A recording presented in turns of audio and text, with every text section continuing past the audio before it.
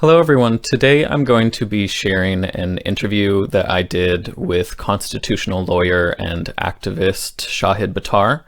He is running against Nancy Pelosi this year for her seat in the House of Representatives and to represent San Francisco.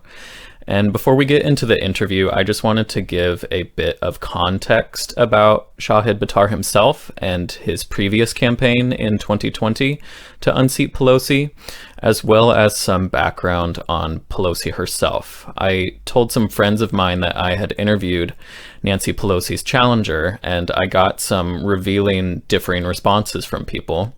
One person said, "Thank God." He was happy that someone was challenging Pelosi.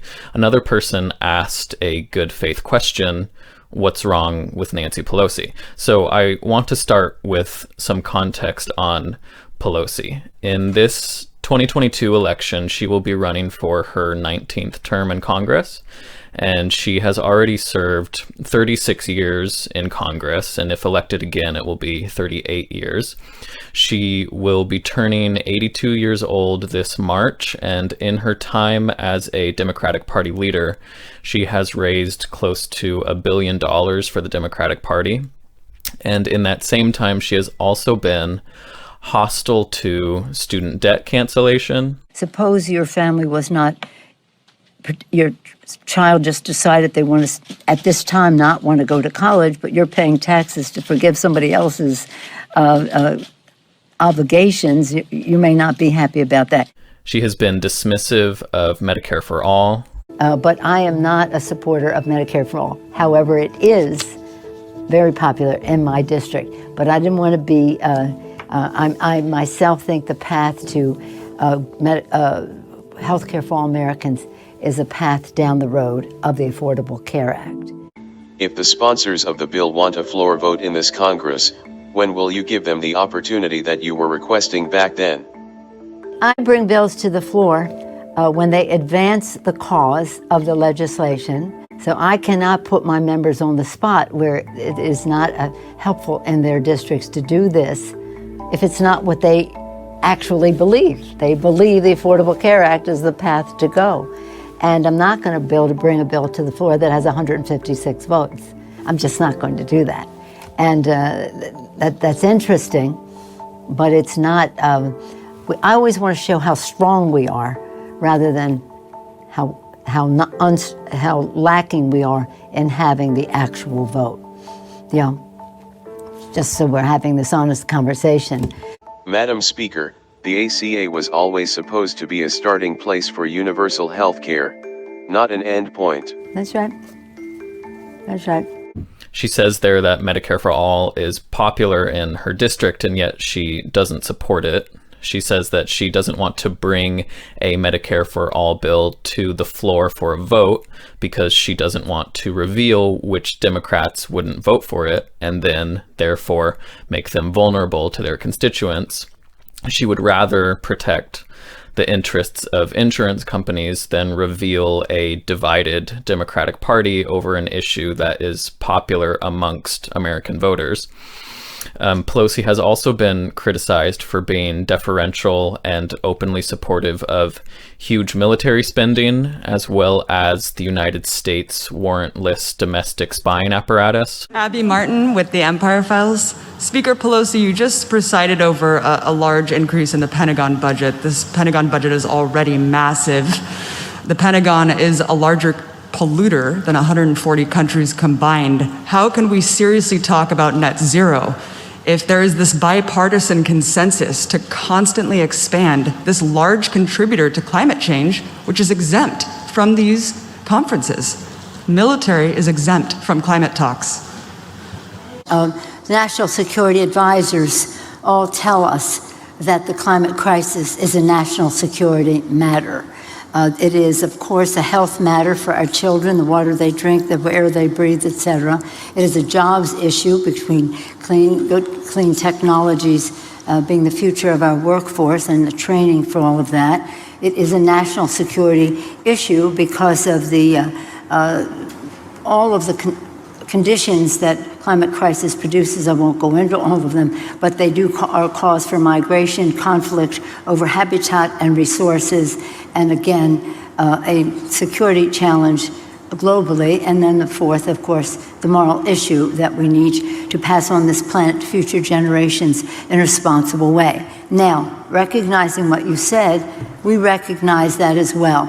And a big user of fuel, there have been many initiatives over time, more successful with more technology, to convert from fossil fuel to other sources of fuel to run the military, because it would make the biggest difference. Transportation, defense, these are two of the biggest, that can make the biggest difference in all of that, and that is something we're very, very focused on. As I say, the Defense Department sees this systemically, that we have to stop it as a national security issue, and one way to do that is to stop our dependence on fossil fuels, which exacerbate the climate crisis.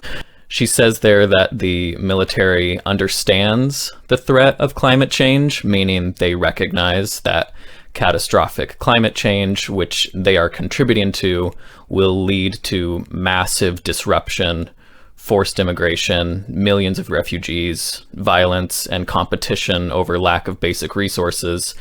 And the military will respond in the only way it knows how, which is through force, control, surveillance, and death, and she calls that security. She then gives some vague answer about how we're going to be transitioning the military from fossil fuel to some other kind of fuel. Presumably our Bradley tanks will be solar powered and our bomber planes will have extension cords trailing behind them. She really is an incredibly compelling speaker.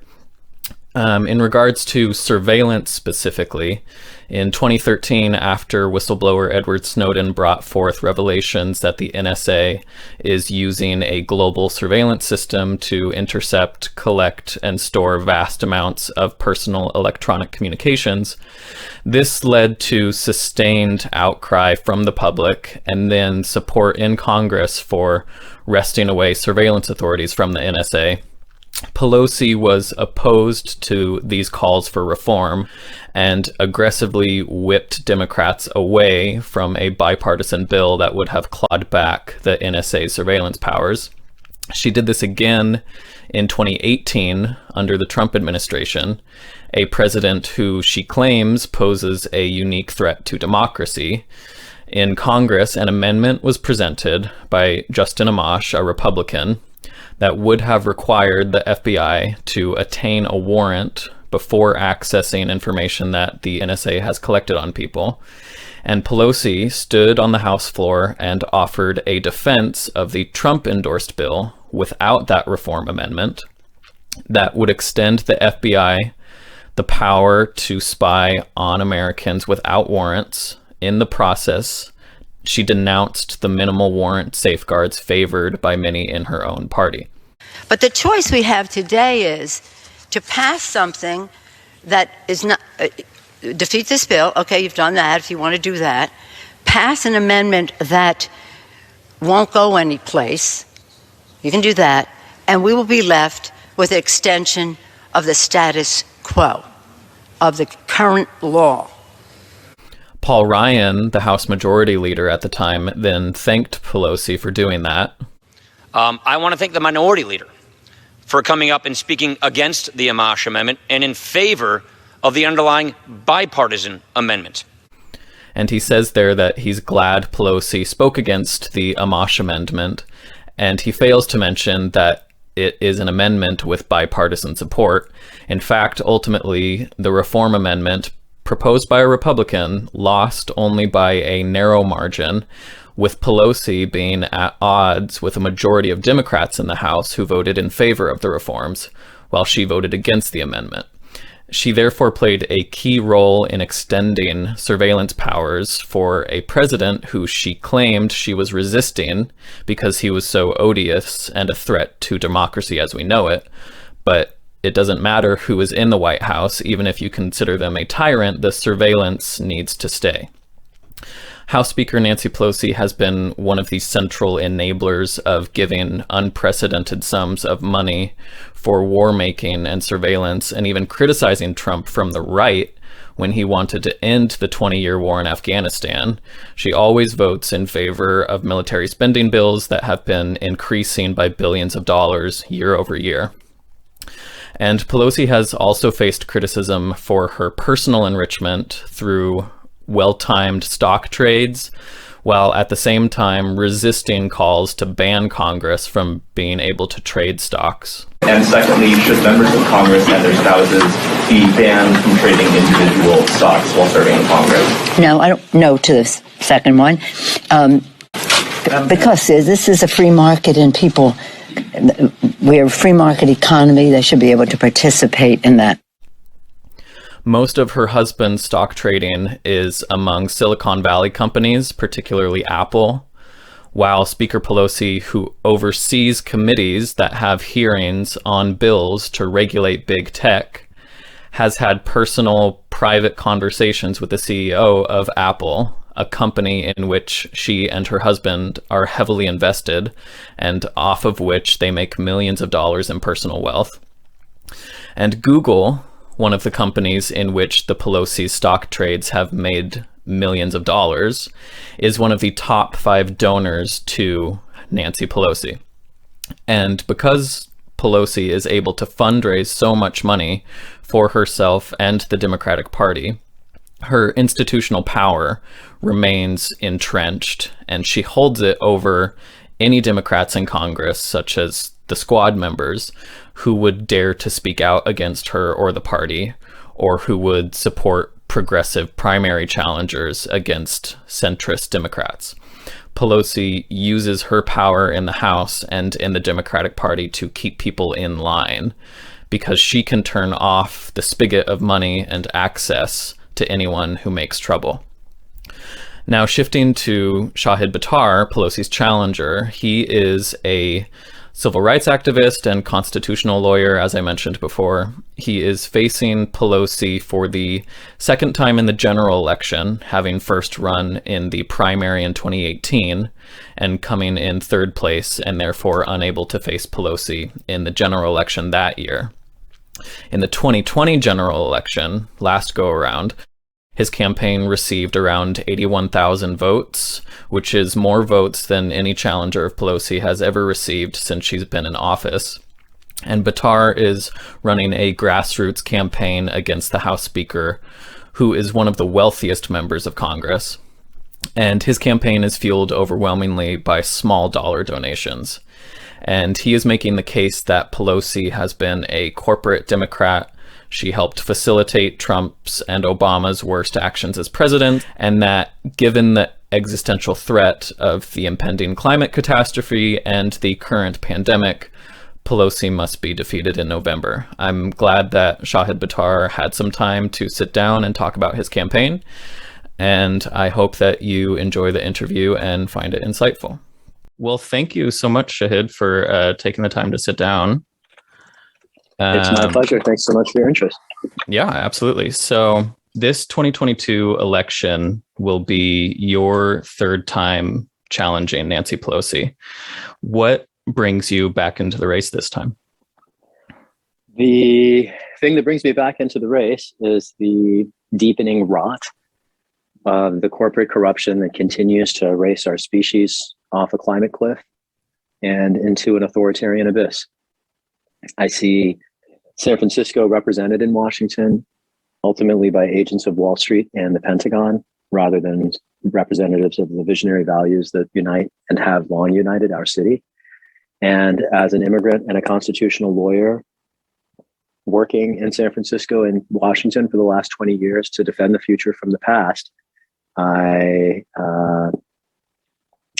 recognize the threat to the future posed by agents of the past co-opting the Democratic Party in particular. And that leads me back to the voice that represents our city in Washington. Ultimately, my representative in Washington is part of the problem. And so I'm running to offer my city a better alternative. Mm-hmm.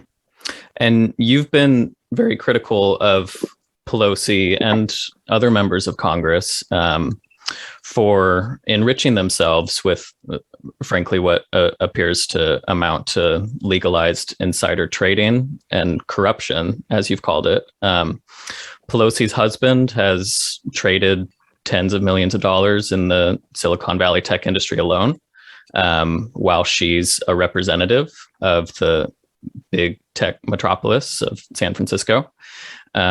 Just recently, after pressure, some members of Congress have begun introducing bills that would bar members of Congress trading stocks while in office.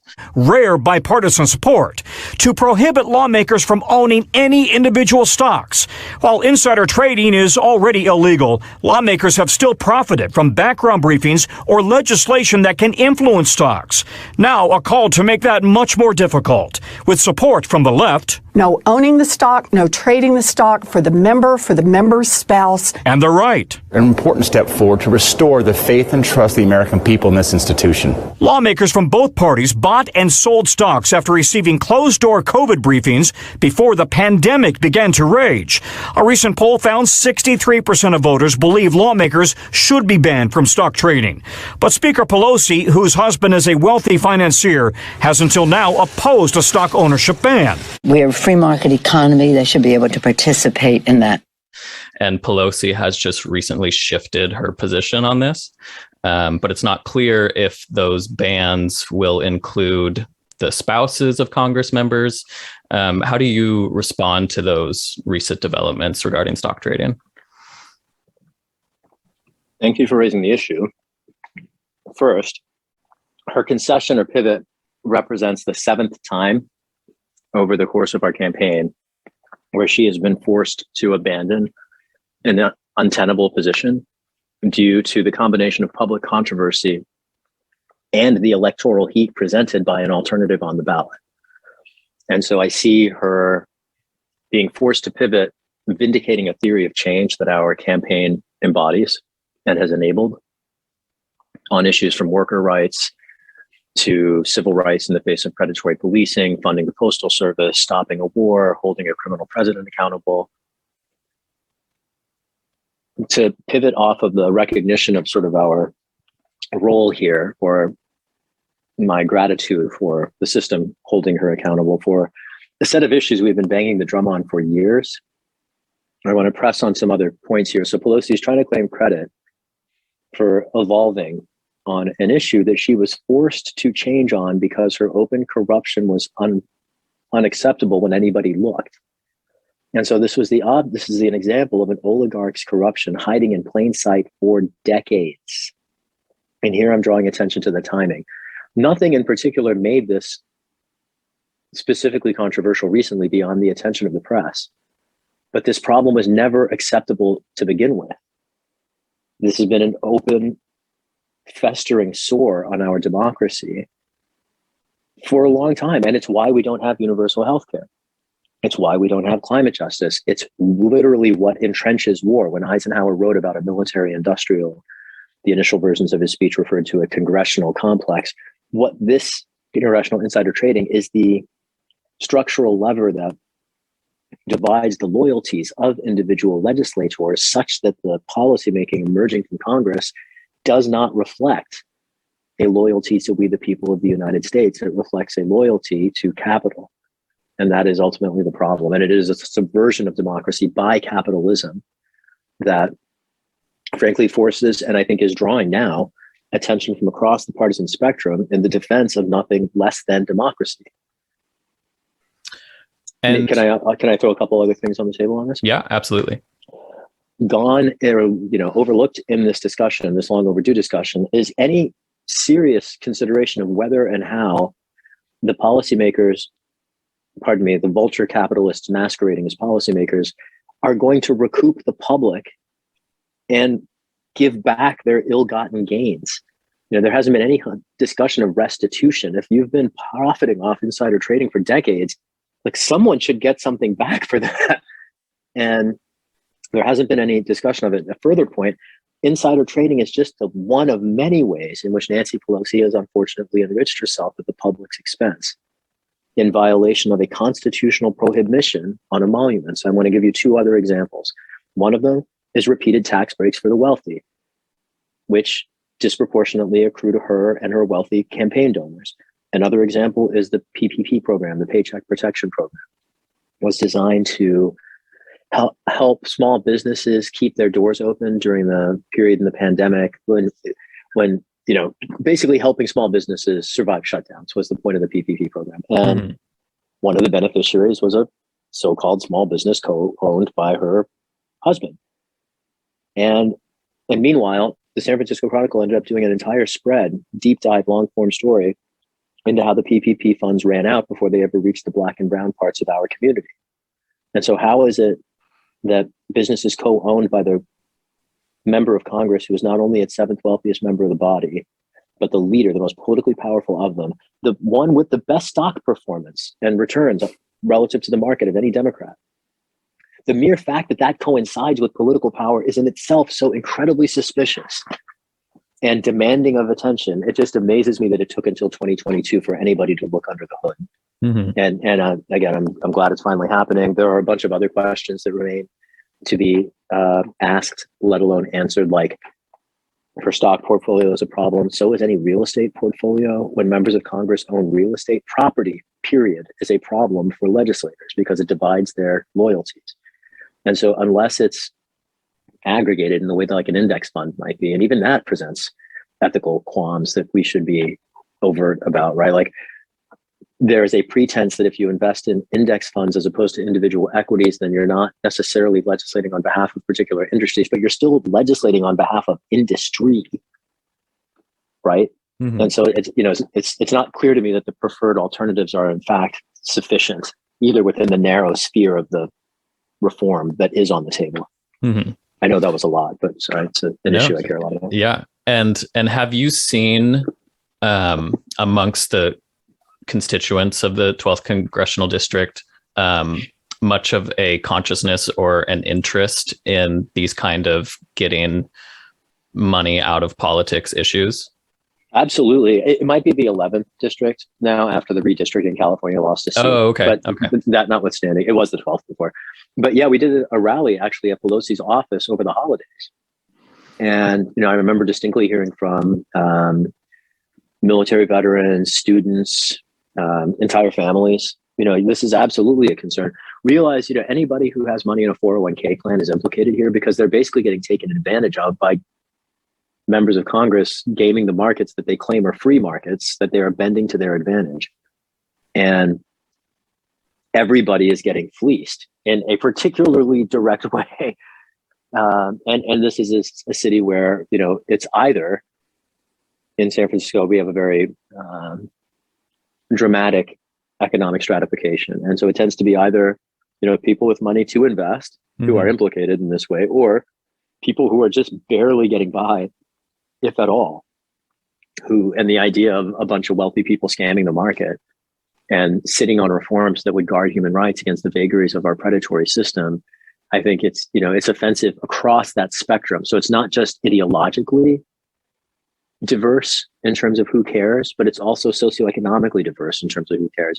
You can be wealthy, you can be middle class, and you can be working class, or you can be destitute, and it doesn't matter. You can still be outraged about the corruption of wealthy intergenerational dynastic oligarchs gaming the markets and subverting Congress to fill their pockets at the public's expense. And that kind of brings me to my next question, which is what you alluded to earlier of the socioeconomic stratification within San Francisco. It's got some of the highest earning households in the country, with most of those households, I looked this up earlier, about 105,000 of those households earning $200,000 or more per year. And given your political and economic positions that don't... You say it was 100,000 households earning $2 million or more a year? $200,000 or more per year. Got it. Sorry, okay. Yeah, and I just found that it's called Data USA is the website that looks at specific congressional districts demographically. Okay. Right on. Thanks for pointing me out. Yeah, and so you don't really represent the kind of neoliberal upper elite, more like capitalistic wing of the Democratic Party, which is generally the wing that is more favored by that kind of upper high earning class. And so it would seem to me that you're up against a lot in your district, just demographically speaking. So how do you kind of respond to those elite interests in your district? I educate them. The crucial point here is that there are parochial interests that people have, for instance, to lower their taxes if they're in a high tax bracket. But then there are interests that are widely shared, like the interest in human rights or climate justice. And those interests, a growing awareness of our shared interests, is the basis for the political revolution that we are living through today. It's why socialism is ascendant. It's why there is this crisis of legitimacy within each of the corporate political parties. It's why the corporate consensus is fraying at the seams. And in its wake, we have this, bizarre fracturing of all of the what seemed to be before coherent political ideologies into 1,000 different camps. And this reflects people coming to realize that the neoliberal vision of individuated interests, the interest, for instance, in lowering one's tax rate or choosing policies that benefits one's family at the cost of the community, it's the bankruptcy of that approach that has led us to this point, this precipice of climate catastrophe. And I think that even people who are wealthy in San Francisco tend to be empiricists. They are not normally the, don't look up, ignore science, bury your head in the sand types. They tend to be alarmed by the climate crisis, if nothing else. And so even if there's an oligarch, and maybe they aspire to be one themselves, is in the office at the moment, even if they might share some affinity with Pelosi or some, thing about her that they might appreciate, I think in San Francisco, if they come to understand her role, and this is a key, I'll come back to this in a second, but if they come to understand the incumbent's record on everything from engineering the climate crisis and ensuring that it would accelerate, to funding every war for profit in the last generation, to helping eviscerate federal spending on affordable housing, to paramilitary policing, to kids being in cages at the border. If the district has a chance to understand the history and the record, even the wealthy people here are alarmed, and the need for change is so desperate and so widely understood that I'm quite confident San Francisco will make a better choice if the word gets out. I mean, in the last cycle, we won 81,000 votes in the face of sustained disinformation about everything, about, from me and my record and my past and my character to the incumbent's record and performance in office. I mean, if San Francisco understood how much Pelosi helped Trump when they were both in Washington, I don't think there's any way she wins an election again. But you combine that with racist smears against the challenger, and oh yeah, go figure, she was able to hold us to 80,000 votes. I'm ultimately eager simply to get a modicum of legitimate democratic process here. And if that happens, I have a great deal of confidence that my neighbors will make more informed, ultimately better choices than they have in the past. Mm-hmm. And when you say that Pelosi helped Trump, what are some of the ways that she did that? The most conspicuous would be July 2019. She funds the tune of $4.6 billion, a series of concentration camps at our nation's borders, sacrificing any requirement for human rights that she affirmatively abandoned in the negotiations with the White House. She expanded Trump's corporate trade authority on the very same day that she announced the first impeachment process. There is no question, of course, that this trade agreement is much better than NAFTA. But in terms of our work here, it is infinitely better than what was initially proposed by the administration.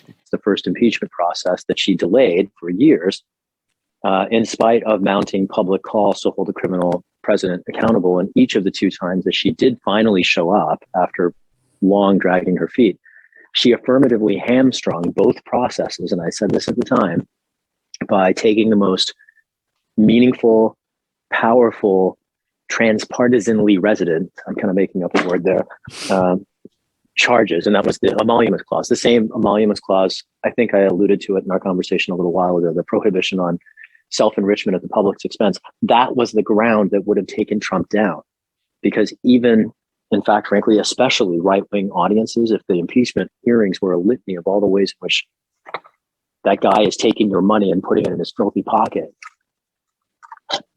GOP senators would start hearing calls from their base. They care more about, frankly, that kind of corruption than Democrats do, apparently. Than, Democrats embrace Pelosi, and she's a poster child of it.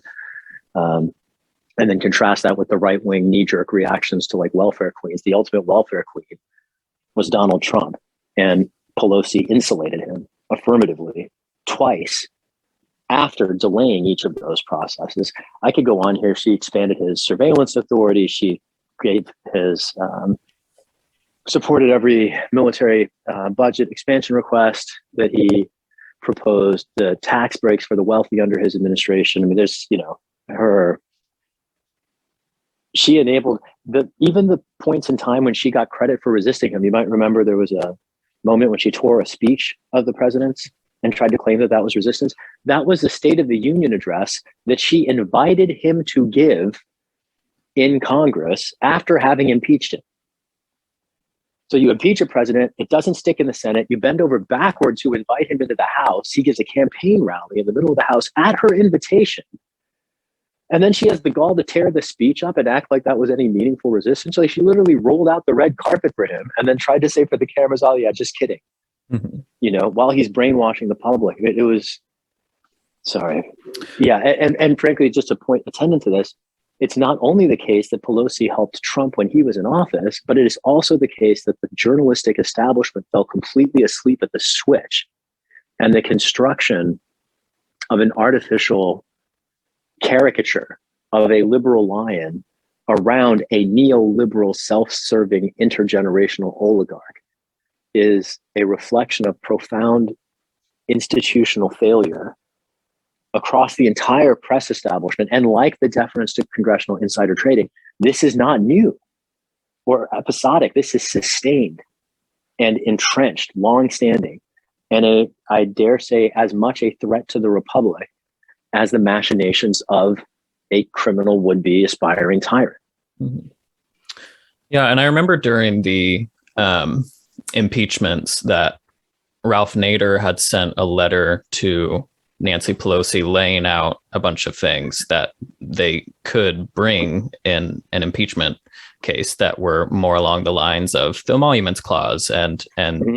personal enrichment. If Nancy Pelosi wants to remove Donald Trump, she went on a very narrow base.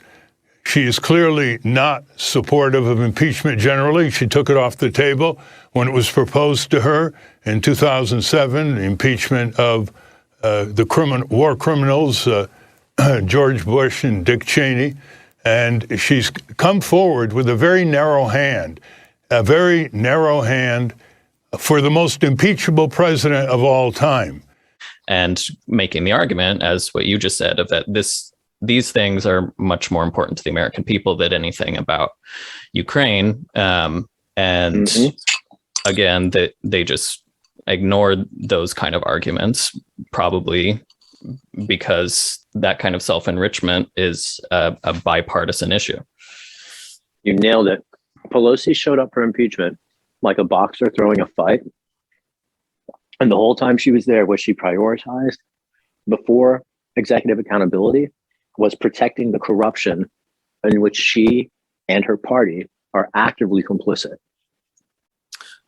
You mentioned earlier, you alluded to the some of the press coverage that your campaign had received the last go around in 2020 in regards to allegations of workplace hostility, and outlets such as The Intercept and the San Francisco Chronicle were doing some of that reporting. And you later filed a defamation lawsuit against the San Francisco Chronicle for their reporting unsubstantiated accusations against you of sexual harassment.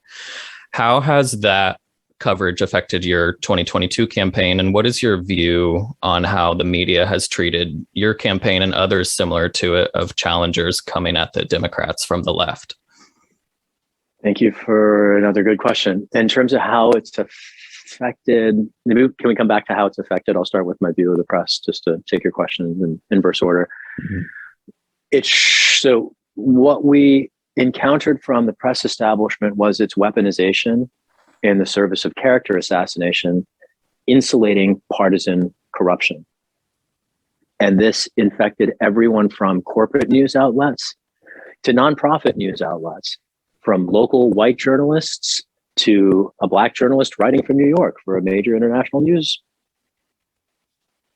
organization.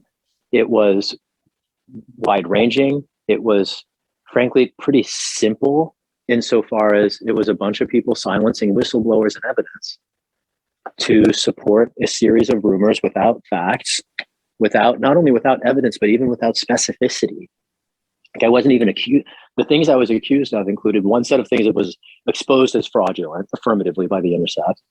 That was the harassment accusations, which again, a corporate newspaper published within hours of learning about it without any attempted due diligence at all, in a quintessential reckless disregard for the truth, the likes of which the law protects people against, even public figures running for office. And in suing the Chronicle, I'm ultimately aiming to vindicate not our campaign and not me or my reputation. What I'm aiming to vindicate there is the right of the public to have elections that are not being skewed by racist fabrications indulged by newspapers of record, and to publish an accusation, not just a false accusation and not just an unfounded accusation, but an accusation that the news organization knew was unreliable before it ever published, and then to hold all of the facts from the public indicating the unreliability of the accusation. That is as racist as burning a cross on the steps of City Hall. And that's what the San Francisco Chronicle did, not to me, but to the voters of San Francisco and the democratic process. So while I am suing the Chronicle technically for defamation, this is an election integrity and press ethics lawsuit, ultimately. And, frankly, the Chronicle was not alone. The only reason they're the only ones I'm suing is because they're the only ones I have the resources to hold accountable. I don't have the resources, unfortunately, to hold all of the journalists accountable, but from 48 Hills to Mission Local to The Intercept, there was a remarkable failure of journalists to do something as simple as check their facts or their biases or disclose the conflicts of interests of their sources, or in some cases their own as journalists. And these are all baseline reflections of, or I should say baseline requirements of press ethics that were violated. And I would say for me, the biggest impact of the smears was I lost all faith in the press. And I have long defended press freedom more than the press itself does.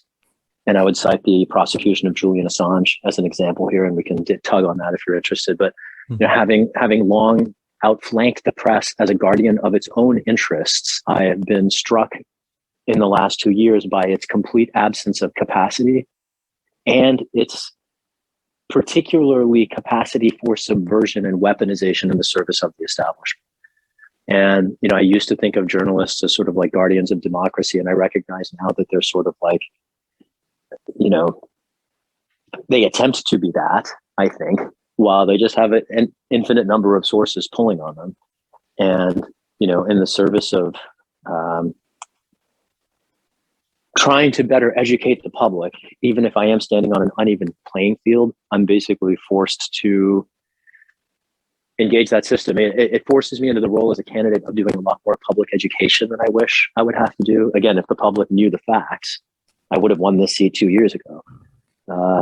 And it forces me to work against the press establishment to a large extent to inform the public about the facts of the incumbent's record, of the longstanding history of any of the policy issues, about me and myself, everything from the accusations about me to stories about my compensation, stories about events that I supposedly performed at that I didn't even know about until reading in the Guardian article that I supposedly, just every conceivable lie that one could imagine I dealt with 2 years ago. And it would have been comical if it were not so devastating, again, not just to me, but to the city and our interests. And I do think that San Francisco deserves a lot better. It did ultimately embolden me because I recognize that if the city knew the facts, that I would already be in Congress. And it is that recognition that forces me back to the table, not just to fight for the issues, but also to guard the process for leftists of color who might run in this city that has a profound and largely overlooked problem with white supremacy. If I may chase that rabbit for a minute. Mm-hmm. Well, I was going to ask just real quick, because you described those, that reporting and those accusations as racist, and you likened it to a cross burning. So how do you specifically make that connection with these kind of smear tactics? Well, I want to hold two pieces. Let me first respond to that. How do I connect white supremacy to the smears? But I want to get beyond it to the other dimensions of white supremacy in San Francisco beyond what I encountered. Mm-hmm. But first, in terms of what I encountered, to smear me, all of the white journalists here in the city who published their stories had to silence an Afro-Latino whistleblower who is an elected member of the San Francisco Democratic Party Central Committee, who was not only ignored by all of the clubs that had their own stacked processes driven by Democratic Party careerists loyal to the establishment, but then when she tried to speak up and correct the record, because they tried to recruit her to participate in their plot, she had inside information relevant to the journalists and the clubs that they actively suppressed. And when she brought it forward, she was harassed, she was hacked, she was threatened, and then she was smeared herself by some of the very same people. I actually didn't think it was racist at first. I just thought it was corrupt. It was watching Gloria Berry and the retaliation that she had to endure that forced me to confront the racism. And frankly, being racialized in this way kind of opened my eyes to a great many things. I mean, I was already outspoken about, for instance, just the vicious gentrification that's unfolded in San Francisco over the time that I've lived here. But, there are dimensions to the white supremacy here that escape even the sustained attention of observers. For instance, the last Black enclave in San Francisco is Bayview Hunters Point. Are you familiar with it at all? No. I'll just give you a little bit of information about it. So Bayview Hunters Point is a Superfund site. It's the site of decades of radiation poisoning by the US Navy, which operated for years a shipyard there. It was the shipyard where the ships that were detonating the bombs in the South Pacific, the nuclear test bombs, those ships were being cleaned at Hunters Point. And the soil is so contaminated that property owners there today are required to sign covenants that they will not grow vegetables because anything that grows out of the soil will be radioactive. And this is a district represented by the most powerful member of Congress. And the only thing she's done for them is privatize the land in the first place that's now exposed tens of thousands of people to radiation poisoning. The last Black enclave before that, the Fillmore, was destroyed in the 70s in an urban renewal project overseen by Democrats that has been widely reported and understood since as basically the destruction of a generation of Black wealth. The Black population in San Francisco, which was at one point well into the teens, is now at 4%. And I can't think of a city in the country that has become that racially exclusive.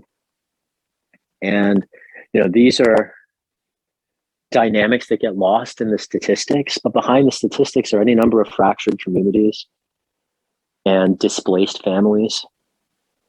And to come back to where I started, when I came to understand the history of journalism and politics in San Francisco, I also came to learn that I'm not the first leftist of color to face these kinds of smears. Julian Davis, who ran for the Board of Supervisors in the very district that I'm standing in, where I live, he was smeared similarly by agents of the now mayor in the race that he ran. Another leftist of color has been smeared by the very same people who falsely accused me in the years since then. And, it was even more vicious in his case. And I can't say more about it, but there was so many examples of this pattern. And if I may, just to press on this, the obvious counterpoint that a great many people might say is, well, San Francisco has a Black mayor and you're sent to Washington, a mixed race, including African-American vice president of the United States. So it can't be that racist. And the response to that is to remember how Dr. King described racism as an intersecting evil with capitalism. In other words, racism isn't just about race, it's about power ultimately. And so there are plenty of opportunities for people of color within a racist system if you serve capital. And you can see that demonstrated and the relative success of figures from Mayor London Breed to Vice President Kamala Harris to Supreme Court Justice Clarence Thomas, for that matter.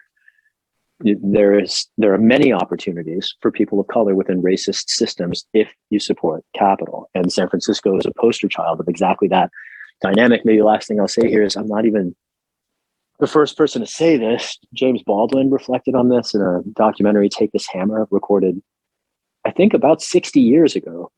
What is really crucial is whether or not the country, the people in the country, the citizenry, are able to recognize that there is no moral distance, which is to say no distance, between the facts of life in San Francisco and the facts of life in Birmingham. One's got to one's got to tell it like it is. And that's where it's at. And it is painful how little in some respects has changed, even while so many other things have. Mm-hmm.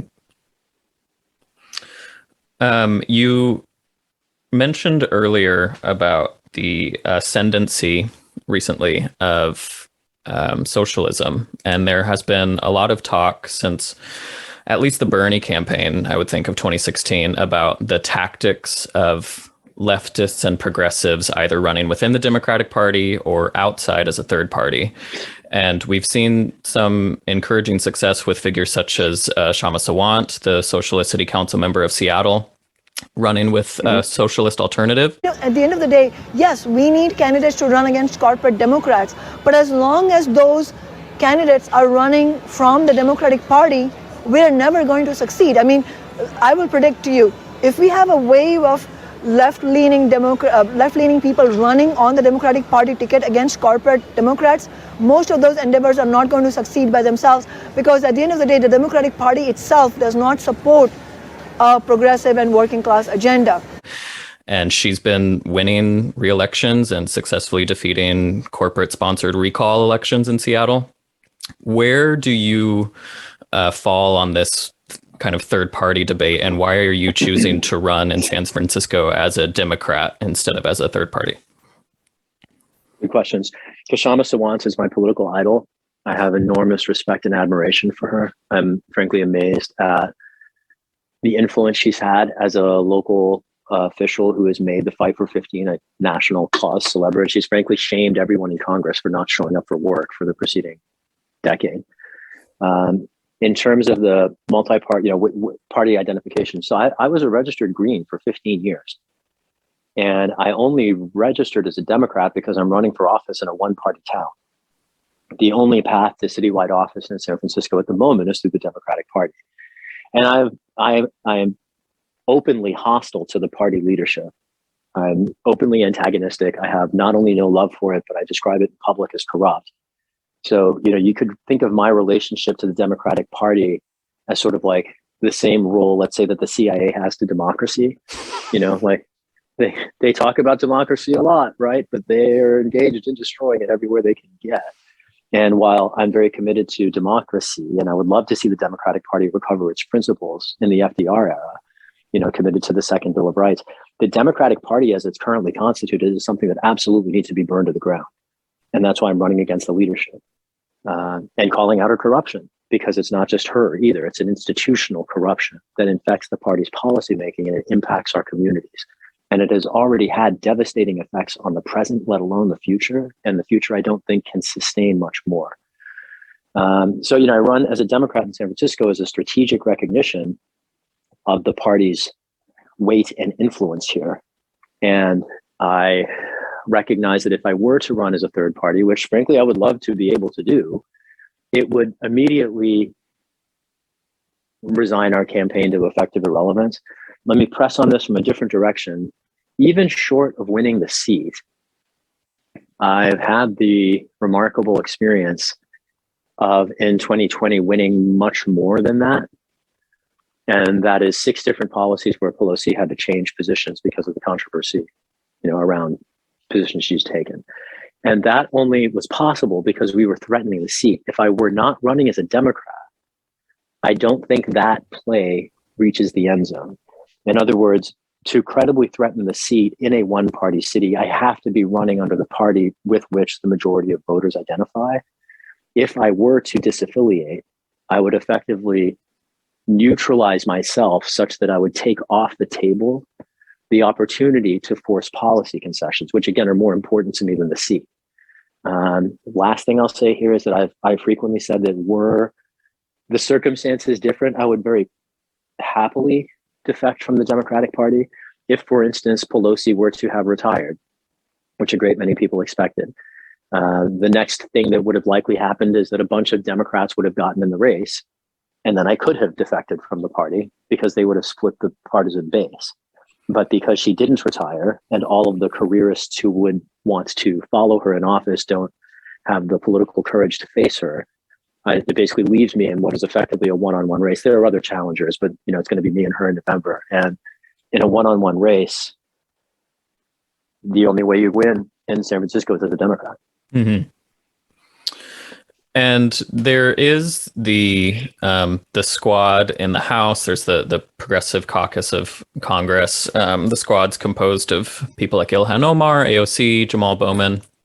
And the squad has been criticized for being both ineffective and unwilling to use its voting leverage in the House. AOC has voted present, not for or against, but present on key bills that increased funding for police at the Capitol and for funding the apartheid state of Israel. Was it worth doing present? Because it didn't really satisfy anyone. The supporters of Israel are mad at you for not voting for it. Critics of Israel are mad at you for not voting against it. Do you regret that? It is something that I weigh because there's always the macro and then there's the micro. And in the macro of narrative, of politics, of national impact, I probably should have just gone with my value. But in the macro, which would be to vote no. But in the micro, I do believe that this created a window in our community to be able to bring all folks to the table, because my great fear is that we are going to import the same sort of contention around this issue, and we can have a progressive movement that defends Palestinian human rights, that is Muslim, Christian, Jewish. So in the micro, I believe that it created a window of opportunity for us in the Bronx. But in the macro, it was very difficult, yes. So just before we finish, on a lighter note than Israel-Palestine, my teenage daughter reminded me of this Instagram video that you did that made me and her both laugh. If you were elected, what would you see your role as being in relation to the squad and also in using your vote for leverage? Thank you.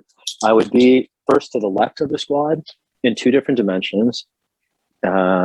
Substantively, which is to say the right to housing and food as a thing that is not, widely talked about at the moment. But then also in terms of methodologically, you might remember when Cori Bush camped out on the Supreme Court steps around the eviction moratorium. That's my political mode of operation. And so I would be, hopefully impelling the squad to action. My biggest impact, I think, would be simply removing the sort of Damocles that hangs over them at the moment. Pelosi is an enforcer in Congress. And so by removing her, I do hope to shift the calculus for other members and also to embolden them, to give them political space by outflanking them. And I think that because of my decades of work as a nonprofit leader and public interest advocate in civil liberties issues and addressing the various intersecting compounding dimensions of authoritarianism, I think I can lend some depth to the squad, specifically as it relates to oversight of the Pentagon, the military industrial complex, and intelligence agencies. And in the wake of seeing just this week, new documents declassified showing that the CIA has been exploiting Executive Order 12333 to conduct illegal and unconstitutional domestic surveillance, that sensibility and that experience is frankly desperately needed. Another way I might put this, relative not to the squad, but to a different generation of congressional leadership, I hope to stand in the footsteps of the late Senator Mike Gravel. Mike Gravel fought the military-industrial complex, and he was a true bona fide American hero. He was a legislator who stood up for we the people He was a legislator who called out the lies supporting a corrupt war. And if there was any dream that I would have as a member of Congress, it is reading a classified document into the congressional record to make sure that the American public knows something that would otherwise be kept from us. And I say, Congressman, let me interrupt you right there. I know you need a federal building in your district, and I'd love to give you a federal building in your district. But I got to tell you, our government's broke. We don't have any money to give you a federal building. And let me tell you why we're broke. Because we're squandering all this money in Southeast Asia. And let me tell you how we got into Southeast Asia. And I haul out the papers, put them on the table, and I'm reading.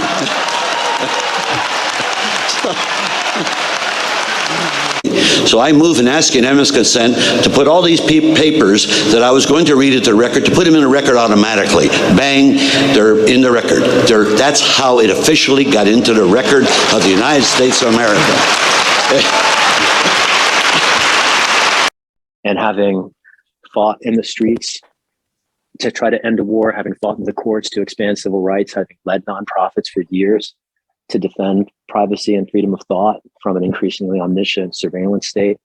In each of those contexts, I've seen the policymakers prove their loyalties to be on the wrong side. And for me, politics is a gateway to the policy. And I want to shift policy so that it serves our communities and that it serves the future instead of kicking it off a cliff. Mm-hmm.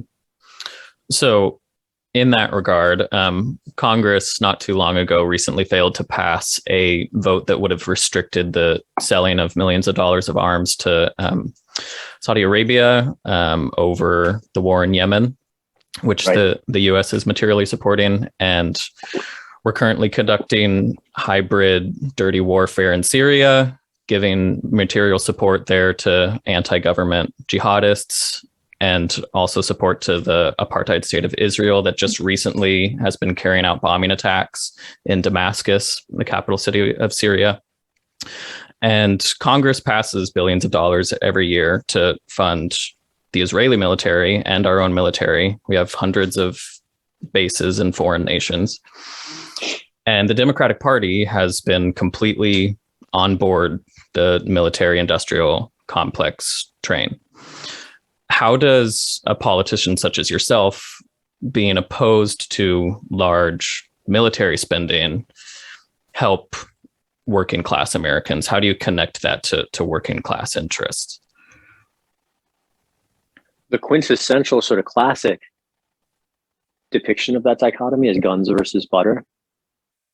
I think the more poignant one at the moment might be missiles versus medicine. But it is that simple. You know, we can have aircraft carriers or we can have medicine. And this is a time, ironically, when this is an aspect of the pandemic that doesn't get discussed much. So about 1 million Americans have died.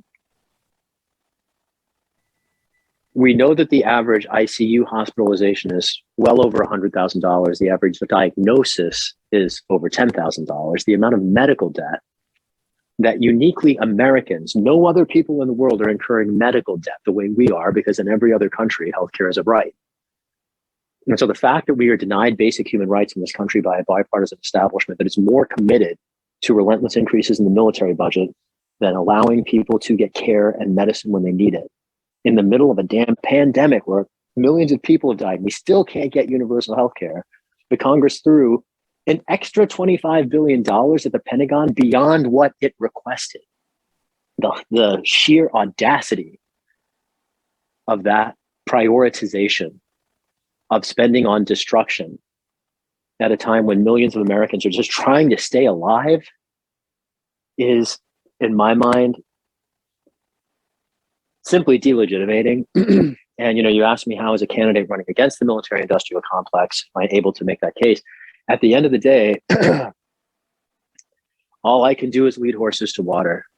And I'm committed to speaking the truth and offering a better alternative and making sure that people know about it. And I do hope that enough people are paying attention that they will make better choices. At the end of the day, I see the most powerful endorsement of our campaign is that of reality. And this continuing erosion of opportunities that so many people are feeling is a reflection of that failure. And maybe to come at your question a different way, you asked me how to make the case to the working class that repudiating militarism serves their interests. The co-optation of the labor movement by the military-industrial complex was one of the greatest sleights of hand, I think, of political history. And you hear every Pentagon spending increase put and depicted in terms of jobs. This many jobs, that many jobs. The highest ratio of federal spending to job creation by far is the Department of Education. So if we were sincerely committed to jobs, that's what we'd be investing. And I do hope in office to do things like help break ground on measures that would, for instance, create a federal jobs guarantee and revolutionize worker rights and put people first and the Pentagon in its place. And to the extent, especially in a pandemic, that people need care, I think it's an especially poignant and compelling time to make that case. Mm-hmm. And you mentioned earlier the case of Julian Assange. The Biden administration is currently pursuing charges against the journalist. He's been holed up for years, first in the Ecuadorian embassy and now in Belmarsh prison in London, awaiting appeal of his extradition case. Edward Snowden is still exiled in Moscow. And the Squad, who we talked about before, has been relatively silent on both of those cases. How do you see Congress's role in being able to address those injustices? So there's layers of this. The very first, Assange is a publisher being prosecuted for revealing military crimes and cover-ups. What he published were the findings of whistleblowers who are poised to inform Congress if it defends them. Congress goes through elaborate rituals that are fact-finding. The whole process of hearings is a process to investigate facts. When whistleblowers come forward to reveal that officials have been lying, the very first people who should be lining up to defend those whistleblowers, to give them microphones, are members of Congress. The people's representatives should be the very first people defending government whistleblowers who are risking their careers to tell the public the truth that they discover behind their walls of executive secrecy. And every member of Congress who has failed to show up for whistleblowers has abandoned their oath of office. It is that simple. There's no two ways about it. I think most of them don't even realize it. And I think even that is even more disqualifying. So that's just in terms of giving opportunities to whistleblowers to inform the congressional record and the public conversation.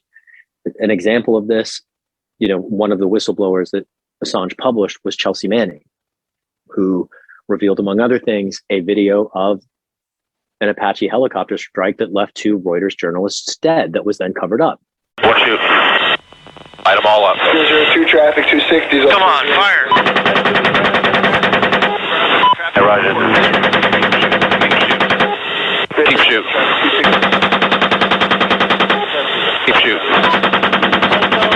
Bushmaster 2-6, Bushmaster 2-6. We need to move time now. All right, we just engaged all 8 individuals. Hotel 26, Crazy Horse 18. Oh yeah, look at those dead bastards. Nice. 26, Crazy Horse 18. Roger, we got the Okay. Come on, buddy. All I gotta do is pick up a weapon.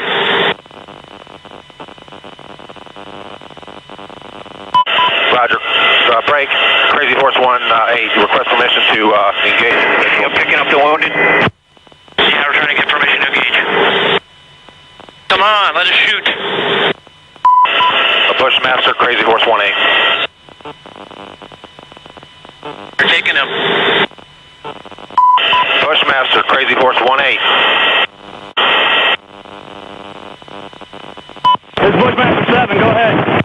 Roger, we have a black SUV or bongo truck picking up the bodies. Request permission to engage. Bushmaster 7, Roger. This is Bushmaster 7, Roger, engage. 18, engage. Clear. Come on. Clear. Clear. We're engaging. Coming around, clear. Roger. Trying to, Clear.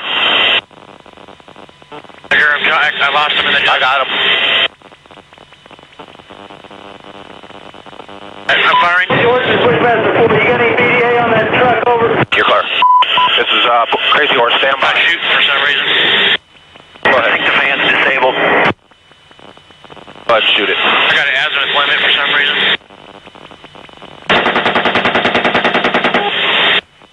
Left. Clear left. 15 bodies.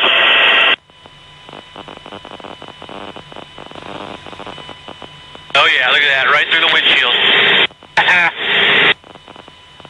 Alright, there was approximately 4 to 5 individuals in that truck, so I'm counting about 12 to 15.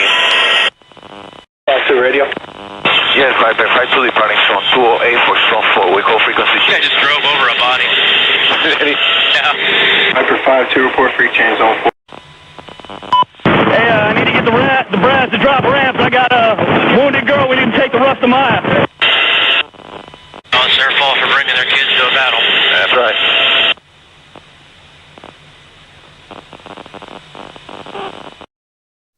Now, if I'm in Congress and a whistleblower comes forward with video showing that the US military is assassinating journalists, you can be damn sure that I'm going to be looking at every conceivable lever for accountability, from getting people fired to defunding programs to making sure that there are, reaching out across the aisle to advocates on the other side of the partisan fence for good government and transparency, whatever the right wing might, couch its terms in that day.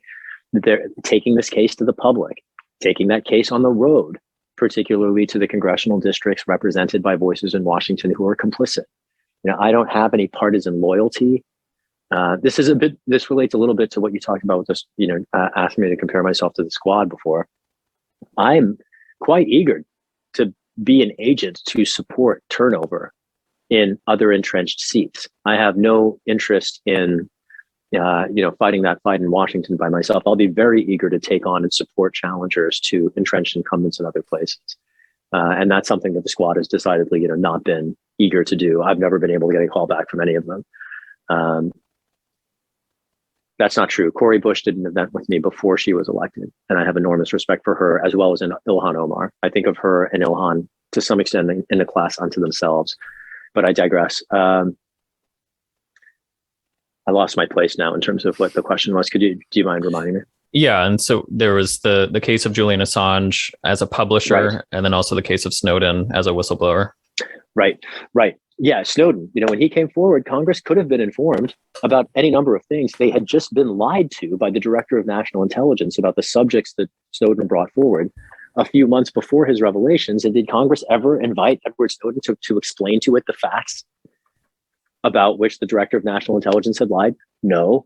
Does the NSA collect any type of data at all on millions or hundreds of millions of Americans?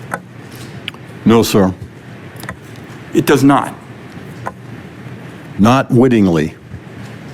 There are cases where they could inadvertently, perhaps, collect, but not wittingly. All right.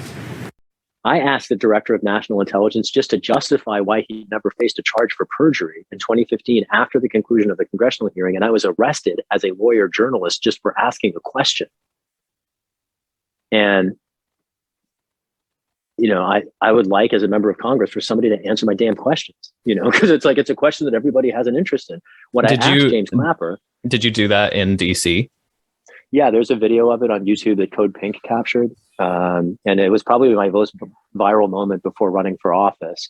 And this was a few months after Eric Garner had been killed in New York. He was the first of the recent people to die while choking out his last words, "I can't breathe." And I asked James Clapper, after the conclusion of a Senate hearing I believe it was the Foreign Relations Committee. It was chaired by the late Senator John McCain. And I had no interest in getting arrested. I waited until after the hearing because I didn't want to get arrested. I was trying to get a quote. March 2013, you misled the Senate Intelligence Committee about the scope of NSA surveillance. What do you have to say to communities of color that are so hyper-policed that we're subjected to extrajudicial assassination for selling loose cigarettes when you can get away with perjury before the Senate? Why is your agency above the law? Why can you lie to the Senate?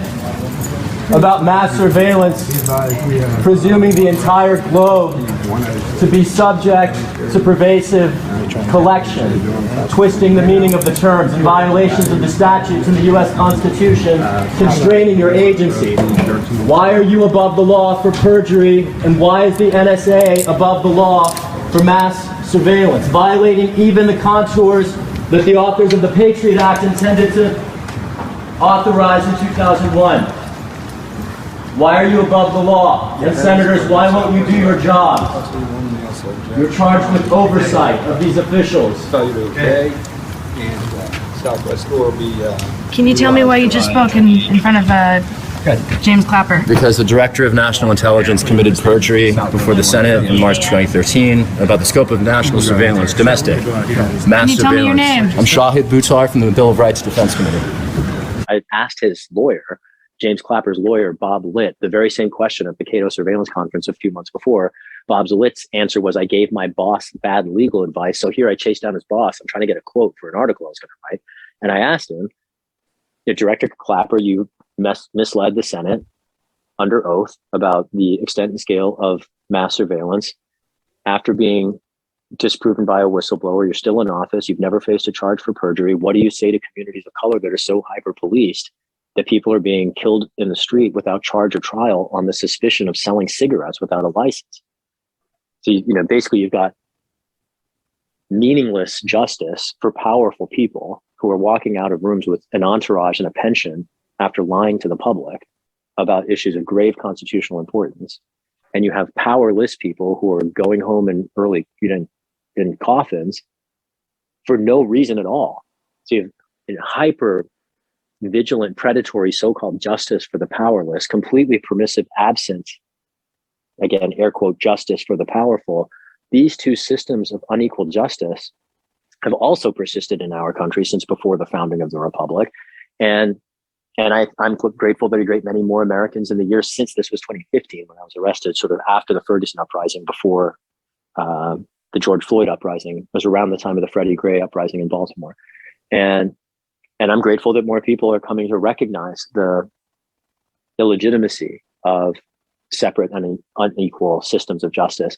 But it plays in here because when we talk about whistleblowers and publishers, Julian Assange is as much a reflection of it as Chelsea Manning. Let's pivot to his experience as a publisher. We've been talking mostly about whistleblowers here and the sort of like issues about unequal justice that their experiences indicate and that they bring to the public. Assange is a publisher. It's the first time in American history that we're prosecuting a news organization, a journalist, for informing the public. If it becomes criminal to inform the public about government crimes and cover-ups, the constitutional goose is cooked. That's like the end of the Republic as we know it. We can have no meaningful pretense of being a free society after that. And it is a bipartisan prosecution to which both Republicans and Democrats have been committed. And it's not just an attack on the right of the press to report the facts. It's an attack on the right of the public to know the facts. It is an attack on democracy by the executive branch. And the reason we have a divided system of powers between the judicial, executive, and legislative branch in this country is because the founders of our country envisioned the branches fighting each other adversarially.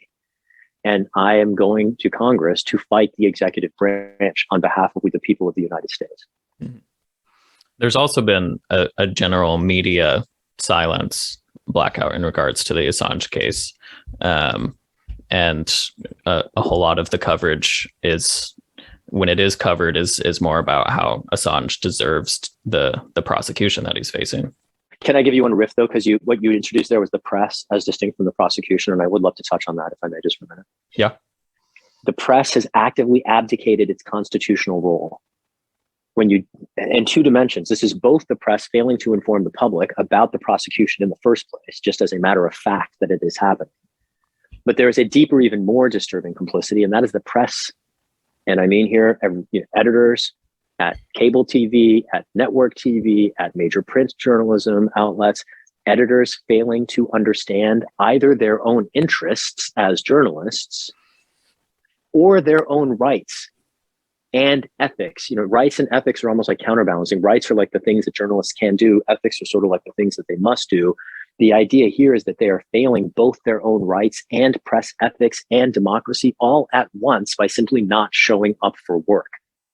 And it's so disturbing when you think of it in context, because we are talking about journalists abandoning coverage, their job, of the prosecution of a journalist, their colleague, who is being prosecuted for, among other things, bringing to the public video showing the assassination of Reuters journalists, other colleagues, by a military industrial establishment that is now prosecuting the one who brought the facts forward. So it's almost like, they're allowing the messenger to be shot, even though what the messenger showed was literally journalists being shot. It boggles the mind. The extent of the abdication is so profound, and its potential consequences are so dangerous. And I'm just grateful for the chance to talk about it, because it does drive me mad that somehow journalists in the US find more important things to talk about than the collapse of their own profession under a bipartisan assault. Yeah. I mean, I think a lot of people have pointed out that the larger corporate media outlets, by and large, don't engage in that kind of coverage that WikiLeaks and Assange embody. And so if he is to be charged and convicted, it's not that threatening to what they do, because they don't do what WikiLeaks does generally. It's not a part of their model. About the press, they hate, I'm talking about institutions like the Times, they hate Julian. And they hated him when he was giving them that information. And the reason they hate him is because he shamed them into doing their job. The alternative press does. It shames them.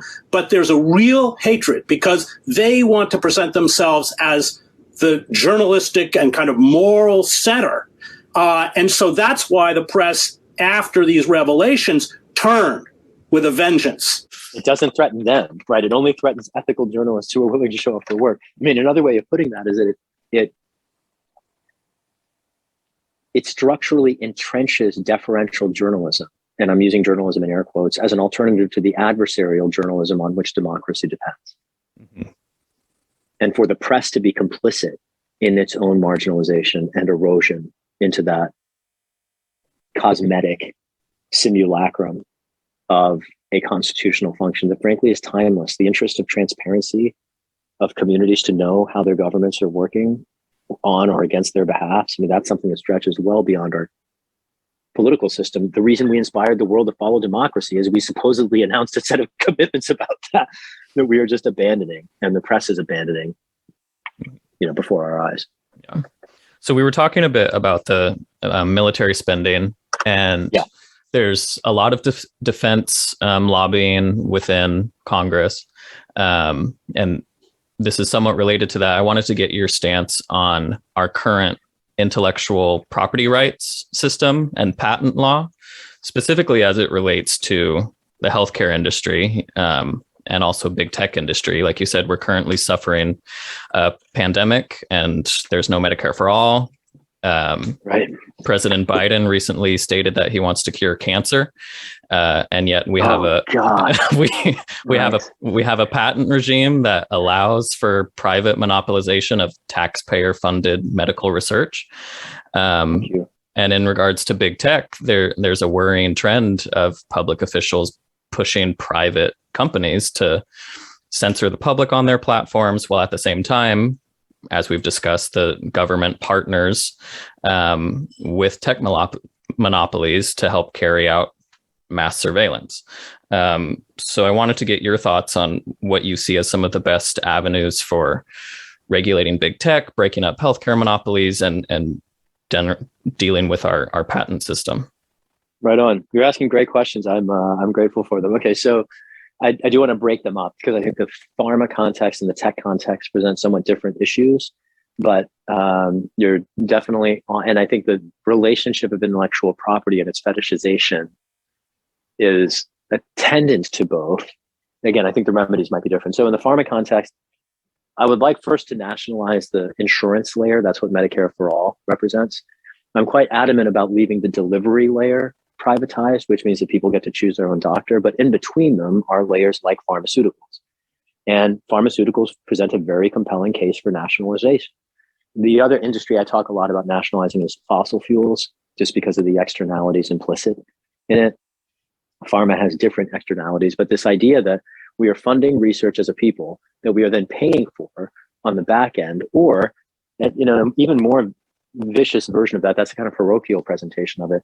In my mind, as an immigrant, where I see IP in the pharma industries intersecting most viciously is the delay of the TRIPS waiver. And in the middle of this pandemic, billions of people around the world have been at risk while the vaccines have been being hoarded by rich countries for their own use. While there's plenty of manufacturing capacity in the global south to manufacture vaccines, if we will just let them have the design, but we care more about corporate profits than we do about human life, even the human lives of billions of people. And it is gross. It's revolting, reprehensible. I struggle for words. And that is a result entirely of what we describe as intellectual property, which is nothing more than putting the profits of corporate interests and entities before, again, the lives of entire communities and countries. That's pharma. To pivot to tech, IP is definitely a problem there. And you can see this presented in so many different ways. I was just talking with a friend about this not even a couple hours ago, but for instance, the proliferation of standards, or for that matter, peripherals. Like every time a new charging protocol comes out, or a new device with a new connector, I think often about what the sort of like excavations of the future when archaeologists are, excavating our times, and they're going to find, 5 different kinds of lightning connectors and audio jacks and this USB and this USB-C. And it's just like interoperability as a counterpoint and alternative to the proliferation of proprietary platforms is an interest that is a publicly shared one. And it's an interest that is absent precisely because the marketplace and ultimately government are so deferential to industry and monopolies and market power, even short of monopoly. Now, this gets me in the tech context beyond IP. I think the way to rein in big tech is particularly through antitrust. Both the enforcement of existing statutes, and I'm grateful to see Lina Khan now leading the FTC. I think that's an encouraging step forward, not nearly enough, because in addition to seeing the enforcement of existing statutes, I would like to legislate new ones to more vigorously empower antitrust authorities to take down corporate monopolies and abusive industries. A couple examples of that. The most important among them is the codification of the essential facilities doctrine. There was a judicial doctrine that has long been practiced. It was instrumental in allowing trains to cross the Mississippi River. It was instrumental in allowing Sprint or Credo to access the MCI network. It was instrumental in breaking up AT&T. The essential facilities doctrine is quite radical, and it is the notion that a company with and in the law, historically, this is brick and mortar facility that is necessary for competition is effectively under an affirmative obligation to share it with competitors for the sake of the public and competition. And that is an incredibly radical proposition relative to today's practice, particularly because the courts abandoned it years ago, and Congress can enshrine it in the law. Congress can do lots of things with respect to antitrust law that it has not yet done, largely because tech firms game them. You specifically raised corporate censorship and content moderation.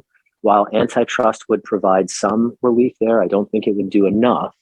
What the ultimate point, the valence of antitrust there is to diminish any platform from being so central that it becomes the equivalent of a public square.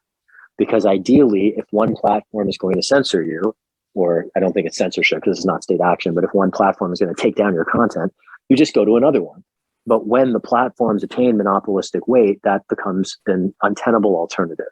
And that's where antitrust law can come in, is diminishing the power of individual tech companies to dictate the terms of the marketplace. That's exactly what it was created for. It serves the combination of fairness and efficiency. And for the last generation, it has done neither. My very first job as a lawyer, the first job offer I had was from the Justice Department to join the Antitrust Division in 2001. And they just shut it down, and it hadn't been seen from since. until more recently. And I am eager to see, not just through the intellectual property regime process, but particularly also through antitrust law, and in the context of pharmaceuticals through policy related to health insurance and nationalizing industries, to get more democratic control over those industries beyond simply countering their influence in Congress. Mm-hmm. Yeah. So in regards to the nationalization of pharmaceuticals, it used to be before the 1980 Bayh-Dole Act that public funded research defaulted to being in the public domain. And since then, it's now more defaulted to private ownership. And so when you say nationalizing pharmaceutical industries, what does that look like to you? Because I think some people would say, well, if we can just put patents in the public domain, that's not necessarily nationalizing a company or an industry, but that would still go a long way towards reducing prices.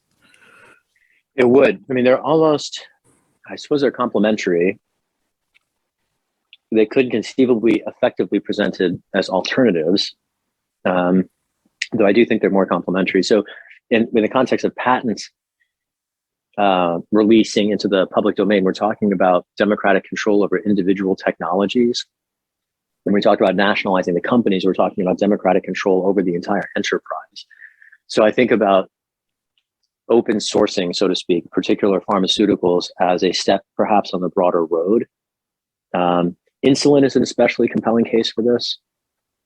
I mean, the creator of it disclaimed any patent, but it's still basically priced according to a monopoly cartel regime. And it indicates market failure, essentially. But I think, and I would love to see, and I think there are at least some projects that attempt to make insulin more freely available. Those efforts shouldn't stop there, ultimately, and the nationalization of the industry is one way to make sure that it doesn't. Mm-hmm. Absolutely. There's also the consideration of future pharmaceuticals. So making established pharmaceuticals accessible to the public by putting them in the public domain, that more freely allows access to existing medicines. But when we talk about the development of future medicines, there is a distributive question in any enterprise as to what things to focus on. And for instance, think about the amount of pharmaceutical energy going to address the issues that were, ultimately addressed, say, by Viagra versus malaria, right? And it's this idea of the development pipeline being skewed by market interests. Where is the market for the medicine? And if the market for the medicine is in the global South, and let's say it's a market for direly needed medicine that will keep people alive, it might be a lot less economically lucrative than medicines for, what might argued are ultimately cosmetic purposes for relatively rich people in the North. And it's not to say that nationalization will fix that, because we'll ultimately be democratically controlled by ultimately relatively rich people in the North. But the point is, it will be democratic decision-making instead of by people like Martin Shkreli, the guy who was jacking up I can't even remember what the pharmaceutical was, but he was, price gouging, basically sick people. And nationalization will not only, I think, increase the accessibility to medicines, but hopefully put us in a position to more reasonably allocate development and research resources so that they're meeting the greatest need instead of the greatest, deepest set of pockets. Yeah, that's a good point. The profit motive of the pharma companies is always going to tend to focus research and patentization on big ticket treatments, as opposed to things that may be more important from a health perspective, but aren't going to be as profitable. That's right.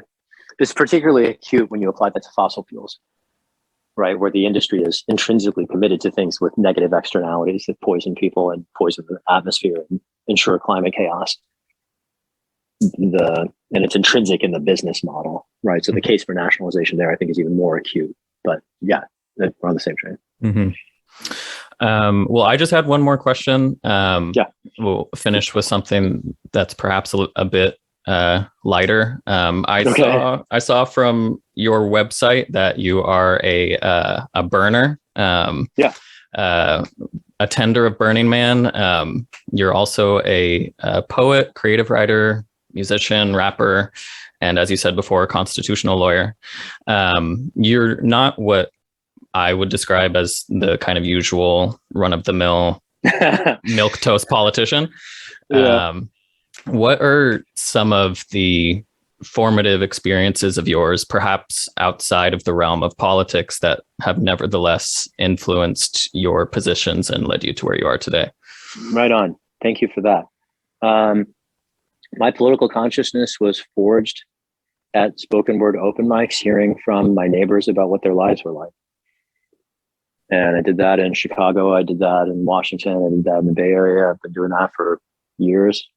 And in my 20s, I was going to night school. I was working for banks. I was finding my creative voice, and I was just learning about the world. And both through my own experience from my family having lost our home to foreclosure when I was 16, and then in Chicago, particularly during the 10 years I was there, just hearing people's experiences. It's really hard to, as a poet in a community of poetry, hear people's experiences and come away insulated from them. Poetry has a way of encouraging empathy, and my politics are ultimately driven by that. It's an awareness of human suffering and the ways that we can relieve it by making better collective decisions that drives me to politics. Another really pivotal moment for me was the run-up to the invasion of Iraq. And I think about this also through the lens of journalism, in the conversation we were having before about its ethical capacity. I remember reading the San Francisco Chronicle in the Stanford Law Library. This would have been maybe like October 2001, two. Yeah, it would have been October 2002, maybe November. And there was a reference to Direct Action to Stop the War, a group that was organizing direct action in the event of a potential invasion. I plugged in. And a bunch of months later, we're up in San Francisco with hundreds of Stanford students, and we're using our bodies as at the point of intervention to basically shut down a major commercial center to try to pull the corporate plug on an invasion.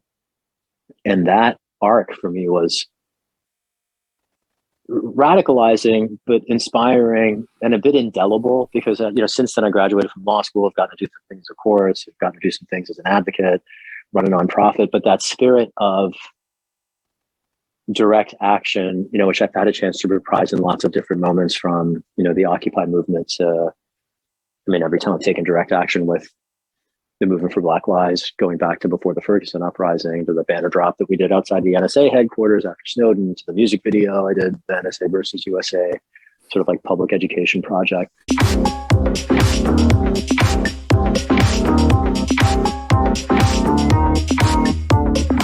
The NSA breaks the law every day. All of these are sort of an expression driven by my awareness from that era of what popular sovereignty means. Ultimately, that's what that era taught me, is that if we the people choose to take action, it doesn't frankly matter what Washington says.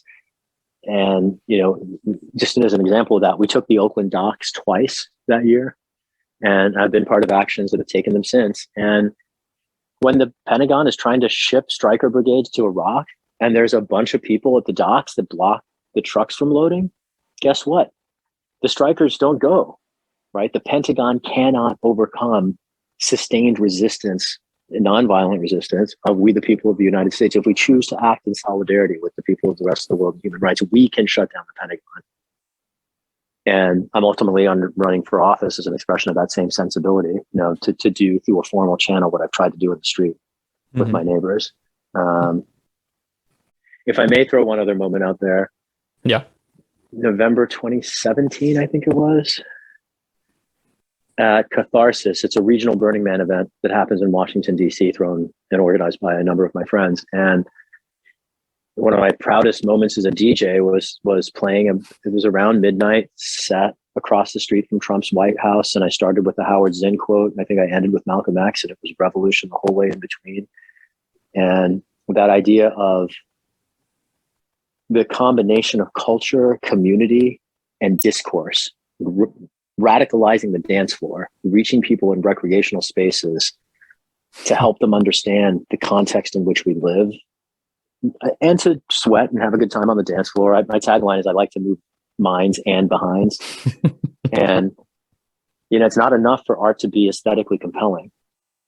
If you move behinds as a house DJ, like that's kind of easy, but to like take people on a journey and hopefully help them to connect with each other and perhaps some struggle beyond them.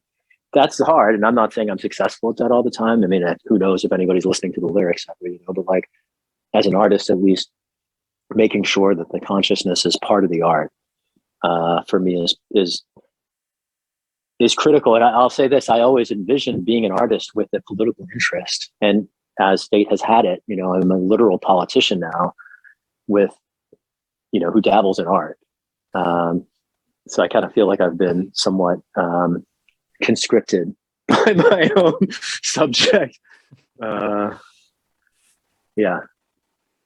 I come from the world of theater. I worked for years as a technician, performer, lighting designer, and I similarly agree that it can be frustrating to work in an art form that is so often merely spectacle at the expense of instigating radical thought in theater goers, which I think theater can absolutely play that role, and we just it can. We don't see it hardly enough. So absolutely.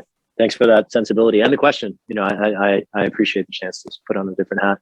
Maybe the one last thing I'd say there in terms of the creative piece is that we tend to select policymakers based on how much money they can raise. Mm-hmm. And I do think that as an artist with legal training, I have a unique opportunity to help because I see the law as a creative medium for the creation of either equity and justice or instead domination and oppression.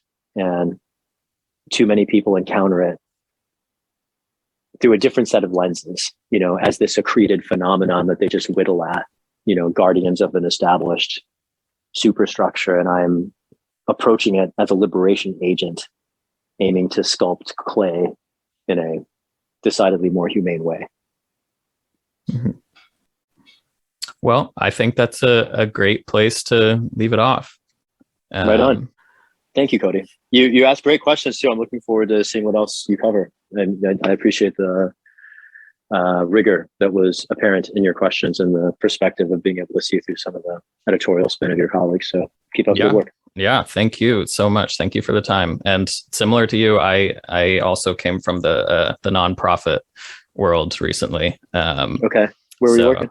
I was working at a local food bank. Hell yeah! And it's kind of an interesting story. A few of my colleagues and we got fired and also quit. Did you write a piece very critical of like neoliberal food banks? Was that you? Yeah. Okay, I've read your piece. Maybe I read it after you reached out because I was wondering, okay, great work. I was actually fascinated by that.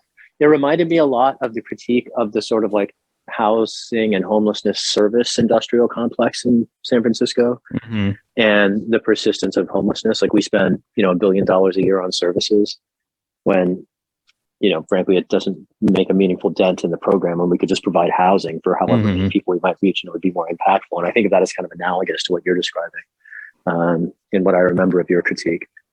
Yeah. And there's a lot of food banks that are doing more systemic critiques and work in that regard. It just, not only was it not present at our local food bank, but the leadership was kind of actively hostile to it. So unfortunately it came to a head and that's what produced that piece. But yeah.